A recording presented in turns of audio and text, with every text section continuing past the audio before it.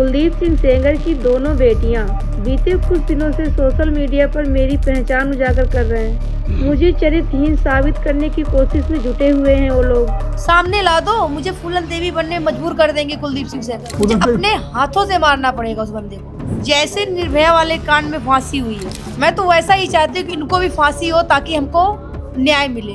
लेकिन जज साहब ने ये फैसला सुना के देश की बेटियों को डरा दिया। मेरा पति घर पे डर के बैठा हुआ है। अब लग रहा है कि कोई परिवार से या हमें मारा जाएगा या मेरे बच्चों को मारा जाएगा। जान है तो मैं लड़ाई लड़ूंगी, चाहे मुझे कुछ भी करना पड़ जाए, चाहे मरना ही ना पड़ जाए। हिंदुस्तान के सबसे चर्चित और रूह कपा देने वाले उन्नाव रेप कांड की पीड़िता आज एक बार फिर चीख रही हैं। लेकिन इस बार दर्द जिस्म के जख्मों का नहीं, बल्कि सरेआम नीलाम की जा रही उनकी पहचान और चरित्र का है। जेल की सलाखों के पीछे बंद उम्र कैद की सजा काट रहे पूर्व बीजेपी विधायक कुलदीप सिंह सेंगर का खौफ आज भी कम नहीं हुआ, बल्कि अब उसकी बेटियां और समर्थक डिजिटल हथियारों से उस पीड़िता को लहूलुहान कर रही हैं, जिसने इंसाफ के लिए अपना सब कुछ दांव पर लगा दिया।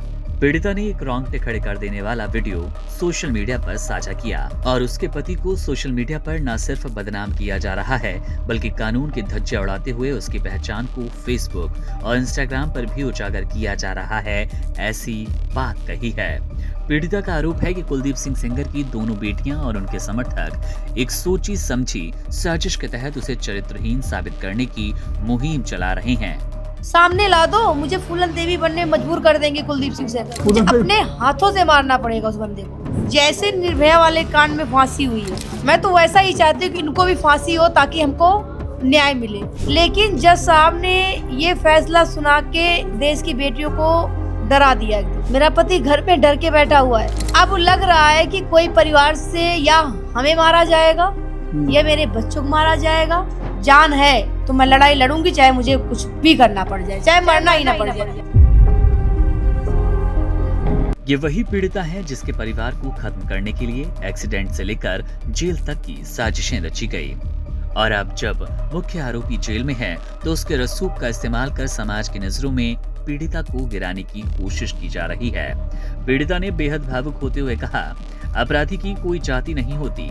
जब सेंगर के समर्थन में जातीय गौरव का हवाला दिया गया तो पीड़िता ने करारा जवाब देते हुए साफ कहा कि वो खुद भी उस क्षेत्रीय समाज की बेटी हैं और एक गरीब परिवार से आती है। उसने सवाल उठाया कि क्या किसी समाज को एक बलात्कारी के समर्थन में खड़ा रहना चाहिए। मामले में नया मोड़ तब आया जब सोशल मीडिया पर 11 जनवरी को दिल्ली के जंतर मंतर पर एक क्षेत्रीय सम्मेलन बुलाने की बात हुई। बताया जा रहा है कि सेंगर की बेटियों ने अपने पिता को बेगुनाह बताते हुए एक भावुक अपील की है और लोगों से उनके समर्थन में जुटने को भी कहा। ये वही जंतर मंतर है जहां कुछ दिन पहले सेंगर की सजा निलंबित होने के विरोध में पीड़िता ने प्रदर्शन किया था और तब वहां सेंगर के समर्थक हाथों में तख्तियां लेकर उनके पक्ष में खड़े हो गए। हालांकि न्याय की उम्मीद तब बंधी जब सुप्रीम कोर्ट ने दिल्ली हाई कोर्ट के उस फैसले पर रोक लगा दी जिसमें सेंगर की सजा को निलंबित करने की बात की गई। फिलहाल सुप्रीम कोर्ट के सख्त रुख की वजह से कुलदीप सिंह सेंगर जेल में रहेगा, लेकिन पीड़िता की लड़ाई अब और भी पेचीदा हो गई। एक तरफ है कानूनी जंग और दूसरी तरफ वो सामाजिक बहिष्कार और डिजिटल प्रताड़ना जो कि हर पल पीड़िता को तोड़ रही है। पीड़िता ने देश की जनता से उसकी आवाज बनने की अपील की क्योंकि ये लड़ाई अब सिर्फ एक रेप पीड़िता की नहीं बल्कि उस सिस्टम की है जो एक अपराधी के रसूख के आगे बार बार झुकता है। क्या एक सजायाफ्ता अपराधी का परिवार कानून से ऊपर है जो सरेआम पीड़िता की पहचान उजागर कर रहा है? ये सवाल आज देश के न्याय तंत्र के सामने सबसे बड़ी चुनौती है।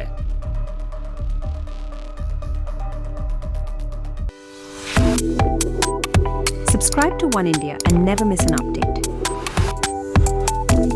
Download the One India app now.